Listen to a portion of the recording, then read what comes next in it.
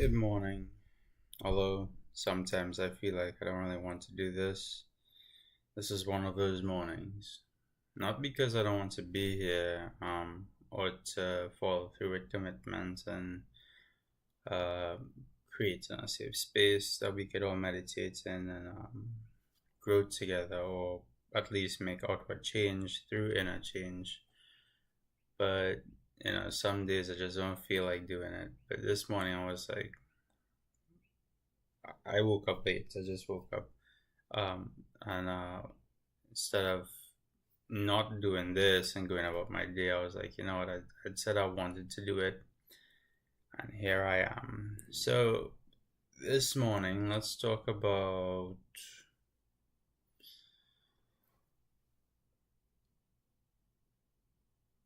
oh, hmm, challenging cycles. In other words, self-sabotage or the idea of control.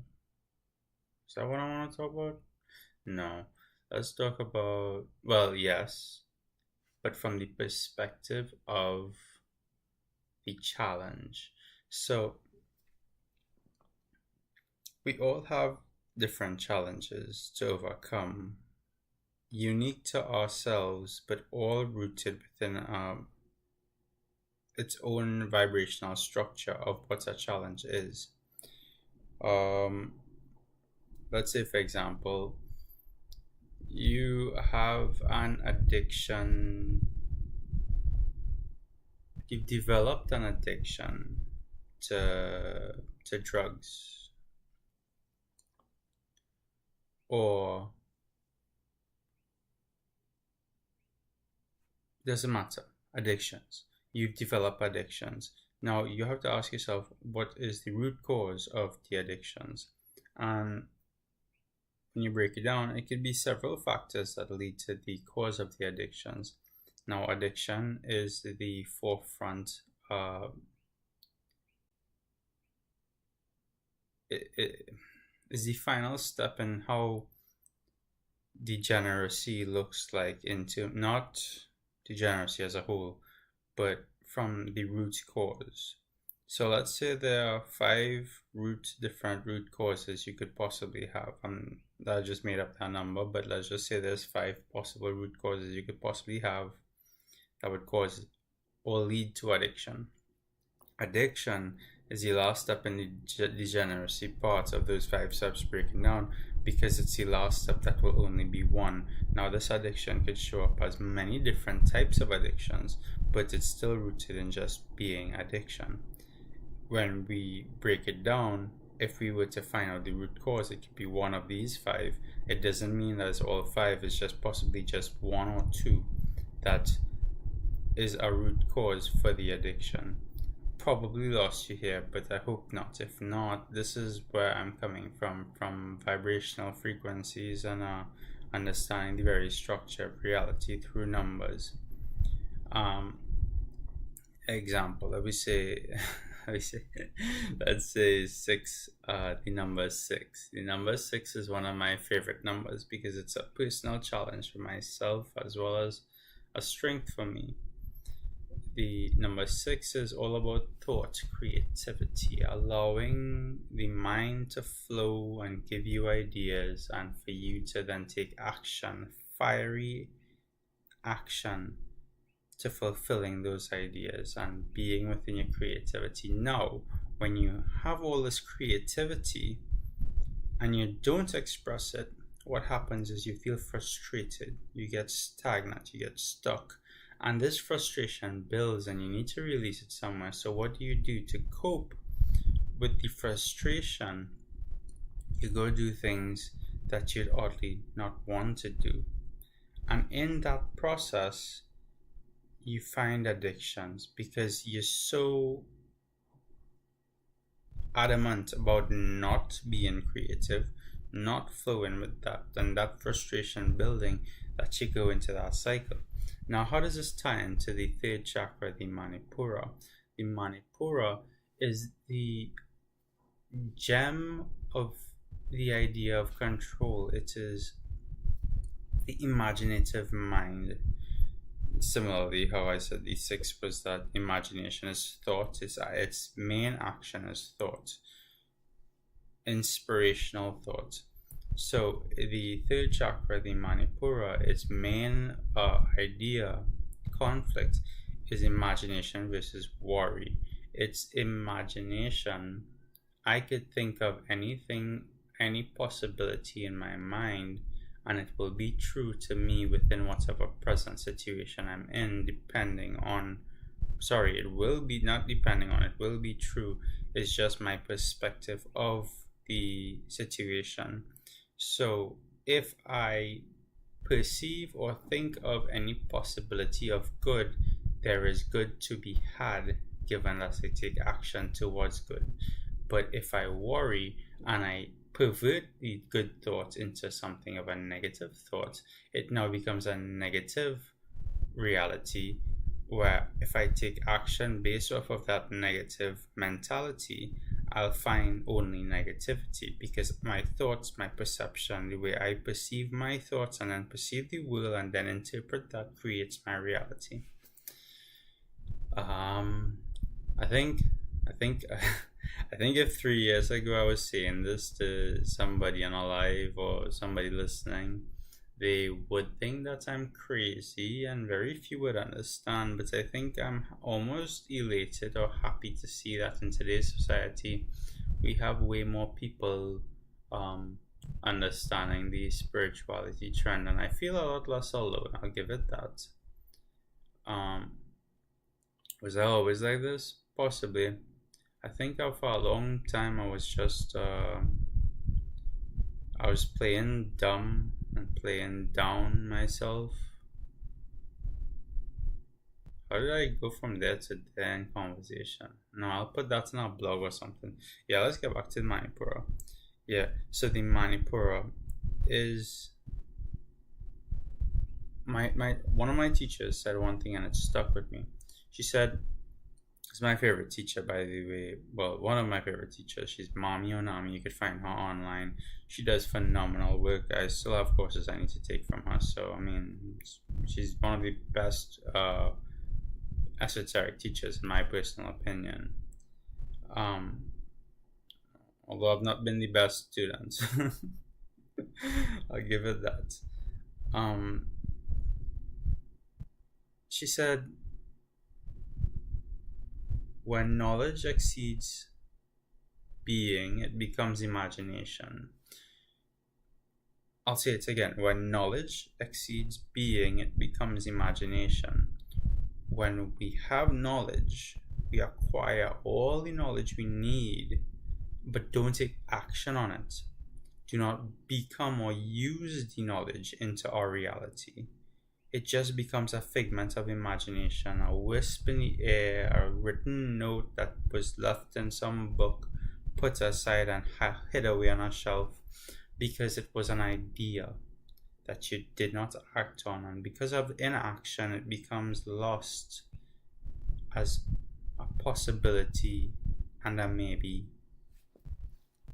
And when the universe wants to send out something, you best believe it'll send it out. So if it comes knocking on your door and says, hey, put this information out, and you don't put it out, it'll find somebody else who's ready to put it out. The thing is, it's only ever seeking for the person who's right now the best possibility for it to come out at. It thinks you, if it comes knocking at your door and say, hey, put this out, it thinks you're the best person to do it right now. And if you don't want to do it, fine, I'll look for the next best person. But generally, that's how it goes. Now I feel better already. I think it's just a bit of a yap I needed, a bit of creative expression just to output some stagnant stuff.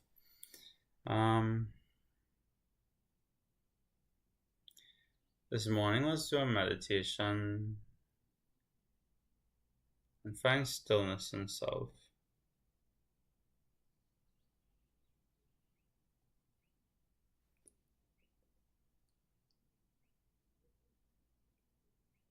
I've been doing this last night. So it's my new favorite way of going about getting into trance. By trance, I mean deep meditation very fast. And oddly enough, is something I experimented with doing these lives. The initial breathing awareness I got from a content creator named Misha Welter. She does phenomenal work online. The body awareness got from a breathing program, and the root visualization part with connecting to different elemental dimensions, external and within, is something I played around with and I made up after doing an elemental course a couple of years ago. And when I merge them together, I connect them through, the symbol, the cross. How it stands for sacrifice, really, but is the same concept. It's 4 dimensions meeting one into source. When I say dimensions, I don't mean elements as, water, air, earth, and fire. Yes, but the elements have so much more deeper meaning to them, and maybe I should do a video on talking about the elements. I already did. I should. I don't want to explain it now because it'll take too much time, I feel like. But it expands into different dimensions of experience. Earth is more than just Earth. Earth is the present. Earth is like a living being. It is not well. It is living. The planet itself is living. It's a hard concept to come around, but I think if you're here already listening to this, you'll understand what I'm talking about. Or maybe you'd be interested in hearing more about it, in which case just reach out, message me. The earth is like a living being. It has its own electromagnetic pulse. It has its own like heartbeat, its own structure of experience. And air represents grandfather, which is just all wisdom coming from higher dimensions, thought, inspiration, the collective unconscious and the collective conscious both into one. It merges that aspect, but it's all linked through water. See, water is not separate from air or earth. Water is both air and earth and fire. Water encompasses everything. Without water, there's no life, and that is true on a physical aspect. But outside the physical, into the non-physical, the metaphysical, water is very much a different thing. This is water. Me passing my hand through the air is I'm passing it through the air, but it's literally water interacting with water, moving through. It's just different type of water than we could perceive from a physical standpoint. It's structural water. It's creating structure of the very fabric of reality water, and it's more grayish in matter, and it's like molecules just vibrating. And you realize once you realize that everything is all just vibrational, like vibrational structures just constantly in motion, moving around, you realize that it's all pliable. Nothing is set in stone. And then fire represents the being of will, to your ability to act on a will and take action to create change in your outward reality. Because this world that we live in, the third dimension, is all about it follows the Torah from Kabbalah, which says that, well, in Kabbalah they do a good job at breaking down the structure of reality on paper and how it looks like from their perspective. And they represent this world in Hebrew as Asya, which is kingdom of action. Well, actually, sorry, they call it Malkut and Asya, which Malkut is kingdom. You are part of the kingdom as well as the kingdom within you. And then Asya, which is it Asya? Asya. I can't pronounce them too well.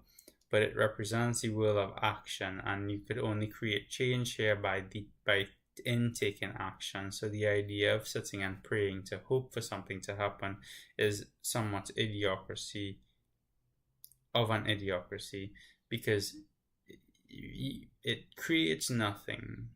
It only allows time to pass and regrets to hold because you didn't act on what you wanted. The only way forward is by setting intention, looking at what limits you, overcoming limit with action, looking at the reaction and what's the retention like, and then repeating the cycle. I'll talk more about that later on when I'm doing the Enneagram, which is basically the path to finding objectivity in anything. But yeah,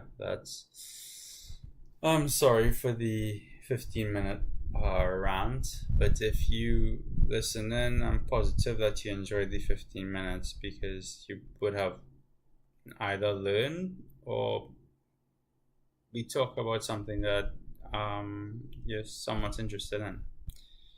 So let's just take a deep breath.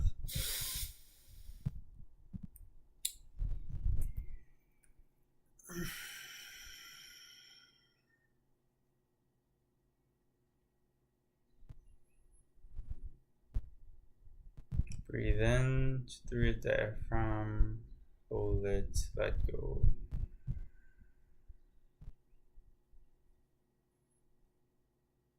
Become conscious of your breath.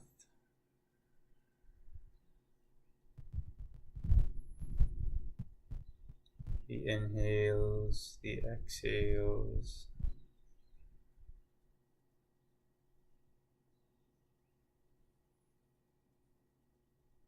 How the air feels coming into the back of your throat, how it feels filling up your lungs.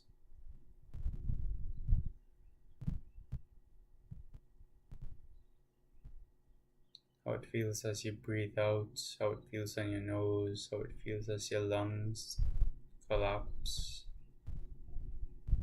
contract.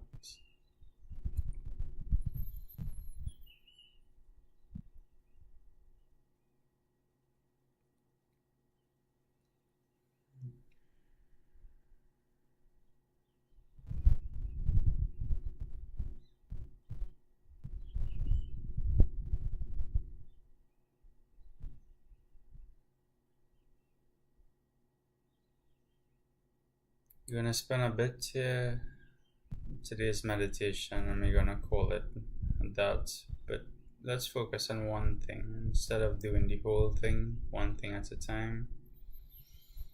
So continue to breathe normally with your attention and focus only on the breath, and if anything comes up, gently nudge it to the side. You could deal with it after.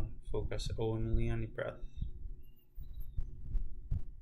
The inhale, the exact moment when it turns into the exhale within your lungs.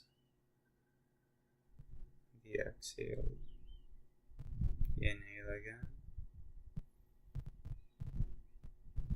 Place your awareness into your lungs, the exact moment it turns into the exhale as you're ready to exhale again. Let's do this for a few minutes this morning.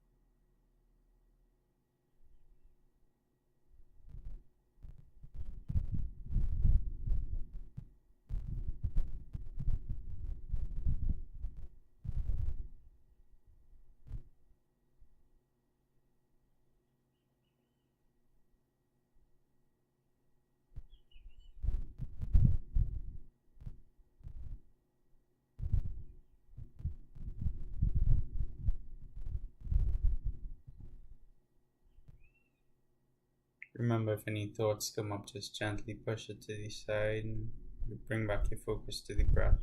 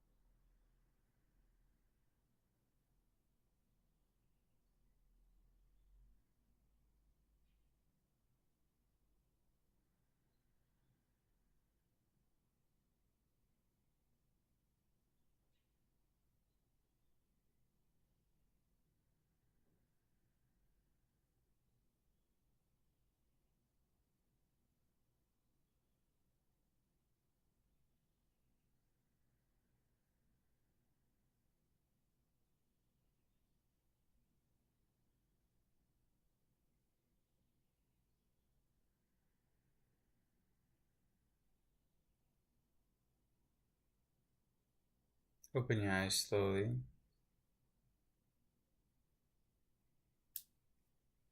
Alright, hope this was good this morning. You could continue if you want. I'll leave you. Have a good day today. I'll see you tomorrow.